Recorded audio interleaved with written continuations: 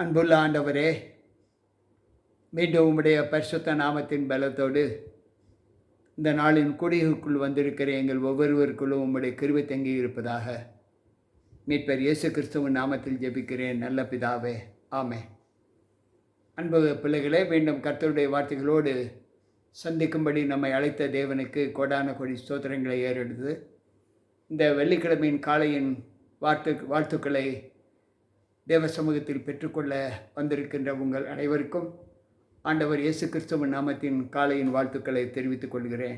இன்றைக்கு நாம் தியானிக்கின்ற வசனம் 21வது சங்கீதத்தில் நாம் சில முத்துக்களை நாம் சிந்திக்க இருக்கிறோம்.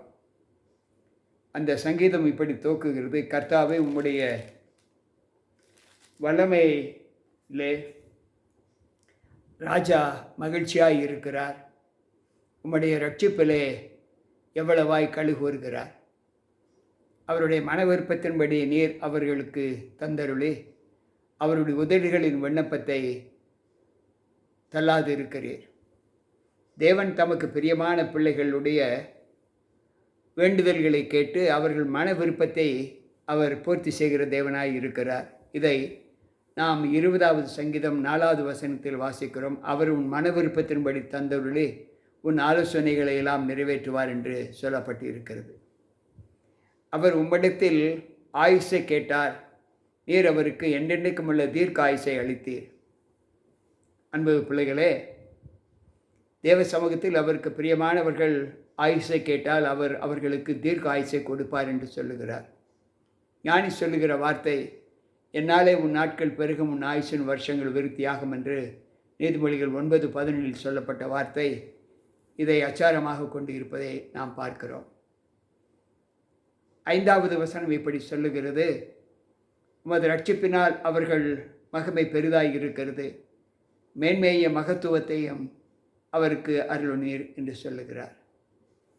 62வது சங்கீதம் 7வது வசனம் இதை குறித்து சொல்லும்போது இப்படி சொல்லுகிறது: என் ரட்சிப்பும் என் மகிமையும் என் தேவனிடத்தில் இருக்கிறது, பலனான என் கண்மலையும் என் அடைக்கலமும் தேவனுக்குள் இருக்கிறது என்று சொல்லுகிறார். இன்றைக்கு நம்முடைய வாழ்க்கையில் தேவனை அண்டி பிழைக்கிற ஒவ்வொரு பிள்ளைகளுக்கும் அவர் பலத்த தருகத்தை கொடுப்பேன் என்று வாக்கு கொடுக்கிறார்.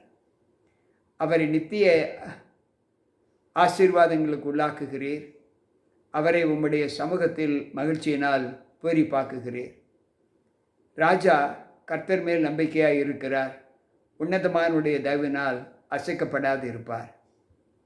அன்பு பிள்ளைகளே, இன்றைக்கு நம்முடைய வாழ்க்கையில் உன்னதமானுடைய மறைவில் இருக்கிறவன் சர்வ வல்லவரின் நிழலில் தங்குவான் என்று சொன்ன அந்த வார்த்தைக்கு இணங்க இன்றைக்கு தேவன் தம்முடைய பிள்ளைகளை அவருடைய ரட்சிப்புக்குள்ளாய் வழிநடத்தி கொடுக்கிறார். 26வது சங்கீதம் 1வது வசனம் சொல்லுகிறது: கர்த்தாவே, என்னை நியாயம் விசாரியும், நான் என் உத்தமத்திலே நடக்கிறேன். நான் கர்த்தரை நம்பி இருக்கிறேன், ஆகையால் நான் தள்ளாடுகிறது இல்லை. நான் என் உத்தமத்திலே நடக்கிறேன், ஆதலால் நான் தள்ளாடுகிறது இல்லை என்று இங்கு வேதம் சொல்லுகிறது. உமது கை உமது சத்துருக்கள் எல்லாவற்றையும் எட்டி பிடிக்கும், உமது வலதுகரம் உம்மை பகைக்கிறவர்களை கண்டுபிடிக்கும் என்று சொல்லுகிறார்.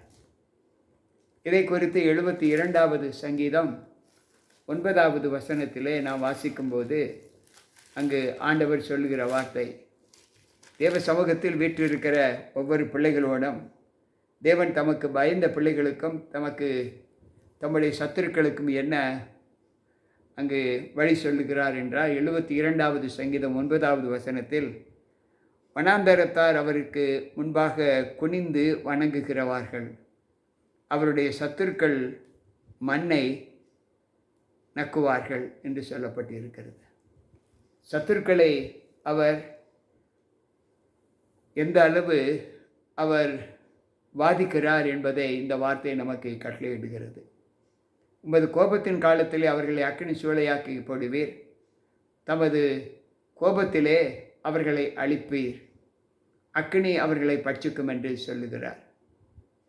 2 தெசலோனிக்கேயரின் புஸ்தகம் 1வது அதிகாரம் 8வது வசனம் இதை குறித்து சொல்லுகிற வார்த்தை என்னவென்றால், அங்கு பவுல் துன்மார்க்கருடைய அழிவை குறித்து அங்கு அவர் சொல்லுகிற வார்த்தை 2 தெசலோனிக்கர் 1:8 அவர் சொல்லுகிறார், கர்த்தராக இயேசு தமது வல்லமையின் தூதரோடும் ஜுவாலித்து எரிகிற அக்கினியோடும் வானத்திலிருந்து வெளிப்படும்போது அப்படி ஆகும் என்று சொல்லுகிறார். அவர் தம்முடைய பிரசன்னத்தை இந்த பூமியிலே காண்பிக்கும்போது அவர் சத்துருக்களை அழிப்பேன் என்று வாக்கு கொடுக்கிற வாக்கு நிறைவேறும் என்று சொல்லுகிறார். 21வது சங்கீதம் 10வது வசனம் இப்படி சொல்லுகிறது, அவர்கள் கனியை பூமியில் இராதபடி நீர் அழித்து அவர்கள் சந்ததியை மனுபத்தில் இராதபடி ஒழிய பண்ணுவீர். யாரெல்லாம் துன்மார்க்கத்திற்கு விரோதமாக செயல்படுகிறார்களோ அந்த பிள்ளைகளை ஆண்டவர் சின்ன பின்னமாக்குவார் என்று வேதம் சொல்லுகிறது. அவர்கள் உமக்கு விரோதமாய் பொல்லாங்கு நினைத்தார்கள், தீவினையை எத்தனம் பண்ணினார்கள், ஒன்றும் வாய்க்காமற் போயிற்று. அன்பு பிள்ளைகளே, தேவ சமூகத்தில் தேவனுக்கு பயப்படாத பிள்ளைகள் செய்கிற ஒவ்வொரு காரியத்தையும் தேவன் எப்படி அவர் வாதிப்பார் என்பதை 31வது சங்கீதம் 13வது வசனம் சொல்லுவதை நாம் கேட்போம். அநேகர் சொல்லும் அவதூற்றை கேட்டேன், எனக்கு விரோதமாக அவர்கள் ஏகமாய் ஆலோசனை பண்ணினதினால் திகில் என்னை சூழ்ந்து கொண்டது, என் பிராணனை வாங்க தேடுகிறார்கள். அன்பு பிள்ளைகளே, தேவனுக்கு விரோதமாக பாவம் செய்கிற பிள்ளைகளுடைய ஜீவிதம் ஆண்டவர் எப்படி அவர்களை வாதிப்பார் என்பதை நாம் கற்றுக்கொள்ள வேண்டும். அவர் சொல்லுகிறார் 12வது வசனத்திலே, அவர்களை இலக்காக வைத்து உம்முடைய அம்புகளை நானேற்றி அவர்கள் முகத்துக்கு நேரே விடுகிறீர். இதை குறித்து 44வது சங்கீதம் 10வது வசனம் சொல்லுவதை நாம் வாசிப்போம். 44வது சங்கீதம் 10வது வசனம் சொல்லுகிறது, சத்துருவுக்கு தங்கள் இடைந்து பின்னிட்டு திரும்பி போக பண்ணுகிறீர். எங்கள் பகைஞர் தங்களுக்கென்று எங்களை கொள்ளையிடுகிறார்கள். சத்துருவுக்கு நாங்கள் இடைந்து பின்னிட்டு திரும்பி போக பண்ணுகிறீர். தங்கள் பகைஞர் தங்களுக்கென்று எங்களை கொள்ளையிடுகிறார்கள் என்று சொல்லப்பட்டிருக்கிறது. தேவனுக்கு பயந்து நடக்கிற பிள்ளைகளுடைய சுக ஜீவிதம் ஆண்டவருக்கு எப்படி மகிமை கொடுக்கிறது என்பதை யோசித்து பார்ப்போம். கர்த்தாவே, உம்முடைய பலத்திலே நீர் எழுந்தருளும், அப்பொழுது உம்முடைய வல்லமையை பாடி கீர்த்தனம் பண்ணுவோம். 46வது சங்கீதம் 10வது வசனம் இப்படி சொல்லுகிறது, அவர் சொல்லுகிறார், நீங்கள் அமர்ந்திருந்து நானே தேவன் என்று அறிந்து கொள்ளுவீர்கள். ஜாதிகளுக்குள்ளே உயர்ந்திருப்பேன், பூமியிலே உயர்ந்திருப்பேன். கர்த்தாவே, உம்முடைய பலத்திலே நீர் எழுந்தருளும், ஜாதிகளுக்குள்ளே உம்மை உணர்வுள்ளவராக்கும் என்று சொல்லுகிற அந்த வார்த்தை உம்முடைய நாமத்தின் மகிமை கண்டு நிறைவேற்றப்படுவதை நாங்கள் பார்க்கிறோம். 18வது சங்கீதம் அங்கே 46வது வசனம் சொல்லுகிறது, கர்த்தர் ஜீவன் உள்ளவர், என் கண்மலையானவர் துதிக்கப்படுவாராக, என் ரட்சிப்பின் தேவன் உயர்ந்தவராய் இருப்பாராக என்று இந்த சங்கீதத்தை முடிக்கிறார்.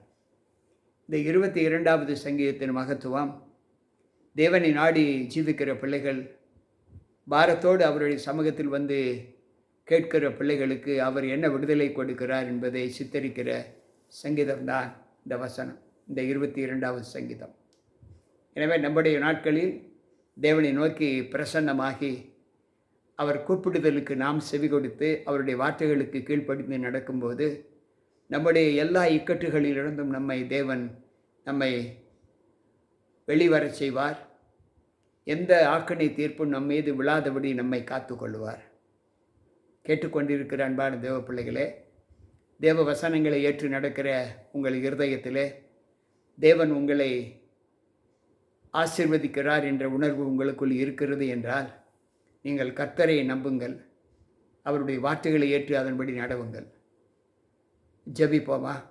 அன்பு ஆண்டவரே, உம்முடைய வார்த்தைகளை கேட்டுக்கொண்டிருக்கிற எங்கள் ஒவ்வொருவருக்குள்ளும் உம்முடைய கிருபை தங்கி உமக்கு வந்த நல்ல ஜீவியத்தில் நாங்கள் ஜீவித்து பலனடைய என் தேவன் எங்களுக்கு பலத்தை கொடுக்கிறீர். நன்றி ஆண்டவரே. எப்பொழுதும் உங்களுடைய வார்த்தைகளை கேட்டுக்கொண்டிருக்கிற எங்கள் ஒவ்வொருவருக்குள்ளும் உங்களுடைய கிருபை இருந்து பாதுகாத்து இந்த சத்தியத்தின்படி நாங்கள் நடந்து உமக்கு நன்மை செய்கிற பிள்ளைகளாய், உங்களுடைய வார்த்தைகளை ஏற்று நடக்கிற பிள்ளைகளாய் எங்களை உருவாக்கும். கேட்டுக்கொண்டிருக்கிற ஒவ்வொருவருக்குள்ளும் உங்களுடைய கிருபை தங்கி பாதுகாத்துக் கொள்ளும். மீட்பர் இயேசு கிறிஸ்துவின் நாமத்தில் ஜெபிக்கிறேன் நல்ல பிதாவே, ஆமென். அன்பு பிள்ளைகளே, இந்த 22வது சங்கீதம் உங்களை மேம்படுத்தி நீங்கள் கேட்டுக்கொள்வது எதுவோ அது உங்களுக்கு நிச்சயமாக கிடைக்கும். நீங்கள் தேவனை பின்பற்றி நடக்கும்போது உங்களுக்கு விரோதமாக செயல்படும் எந்த செயல்களும் உங்களை ஆட்கொள்ளாது என்று ஆண்டவர் சொல்லுகிறார். அந்த சூழ்நிலையிலே கர்த்தரை பின்பற்றி நடப்போம். கர்த்தர் நம்மோடு இருப்பாராக. மீண்டும் நாளை சந்திப்போம். உங்கள் போதகர் ஜி. கே. ராபர்ட். கர்த்தர் நம் அனைவரோடு கூட இருப்பாராக. ஆமென்.